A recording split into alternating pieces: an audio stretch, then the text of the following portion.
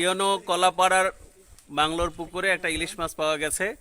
তবে এই পুকুরের সাথে খালের একটা সংযোগ আছে পাইপের মাধ্যমে, আশা করি সেখান থেকে আছে। ছেড়ে দেন, ছাড়েন ছাড়েন, দেখি দেখি দেখি দেখি ইলিশটা দেখি।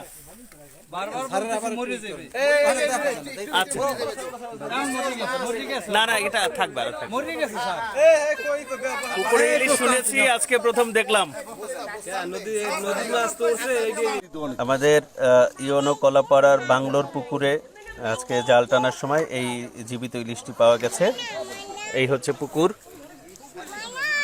তবে পুকুরের সাথে খালের সংযোগ আছে, একটা পাইপ দেওয়া আছে, ইলিশটা এখনো জীবিত আছে। পুকুরে ইলিশ পাওয়া যায় অনেক শুনেছি, অনেক নিউজে দেখেছি, আজকে চাক্ষুষ দেখছি।